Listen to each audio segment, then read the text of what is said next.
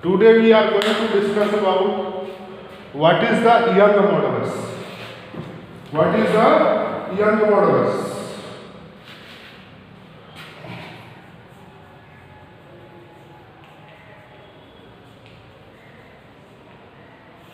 Young modulus. Young modulus, when we consider a spring with the length is L.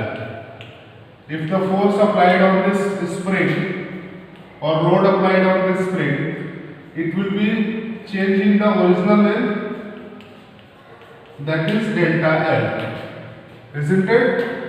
Therefore, the Young modulus is equal to normal stress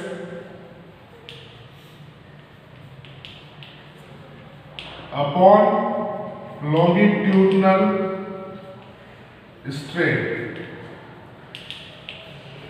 Normal stress, this is F upon A, longitudinal strain delta L by L. This is Y. Now Y is equal to F into delta L, F into L upon A into delta L.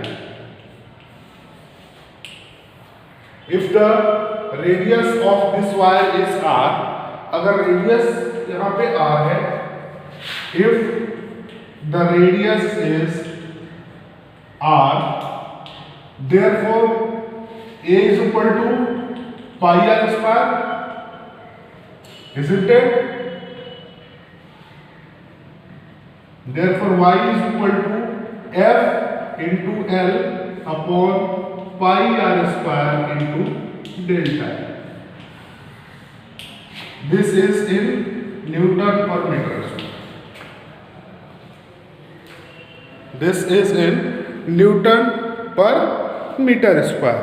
This is our Young modulus property. This is our Young modulus property.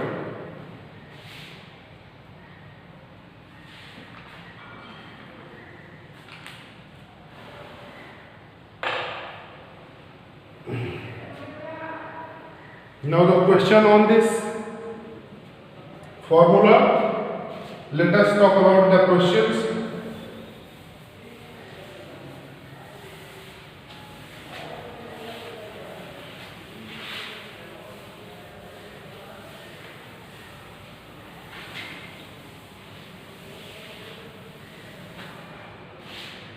Question is, a spring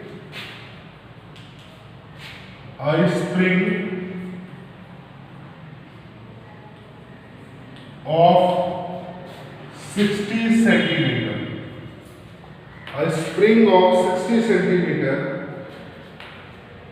long is stretched by 2 centimeter when 200 gram load is applied.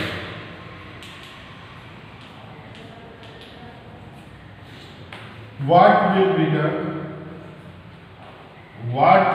the total length? What will be the total length of wire if load will be 500 gram?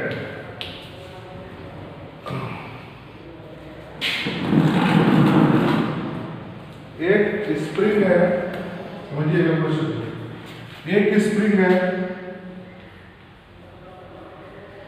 जिसकी की length हमारे पास 60 centimetre है और इस पे अगर load 200 ग्राम का लगा रहा है तो इसकी लंबाई बढ़ जा रही है 2 सेंटीमीटर। तो सेम स्प्रिंग पे अगर हमारा 500 ग्राम का लोड लगेगा तो इसकी लंबाई कितनी बढ़ेगी। यही इसका क्वेश्चन है, यही इसका क्वेश्चन का कहने का मतलब है कि अगर हमारे पास 60 सेंटीमीटर की लेंथ की एक वायर है, इस पे 200 ग्राम की का लोड लगा रहे हैं, तो इसकी लेंथ जो है 2 सेंटीमीटर बढ़ जा रही है। तो जब 500 ग्राम का लोड लगेगा तो इसकी स्प्रिंग में कितना टोटल लेंथ हो जाएगी इस स्प्रिंग की, वो हमको फाइंड करना है कि ये कैसे होगा। आई होप सब लोग क्वेश्चन लिख लेंगे, क्वेश्चन को समझ लीजिएगा। इसके बाद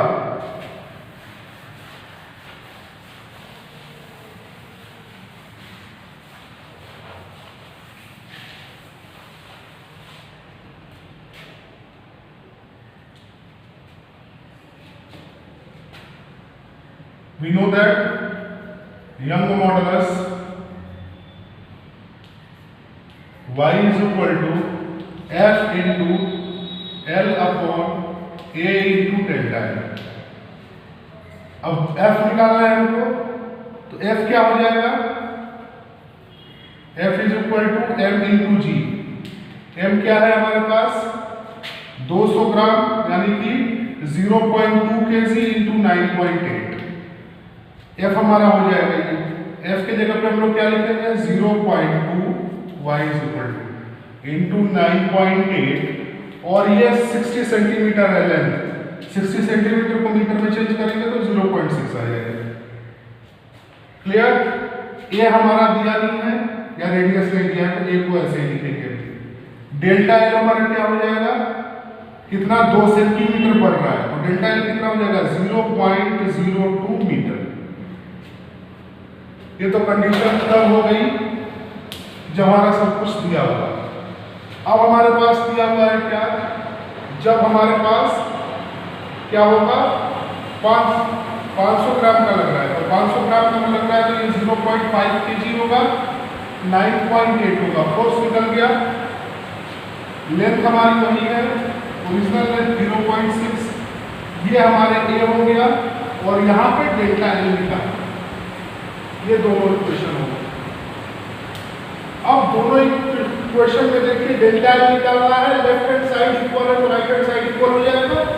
तो लेफ्ट हैंड साइड और राइट हैंड साइड इक्वल करेंगे तो यहाँ पे क्या होगा, वाई वाई कैंसिल हो गया, इधर हो जाएगा 0.2 into 9.8 into 0.6 upon A into 0.02 is equal to 0.5 into 9.8 into 0.6 upon A into delta L.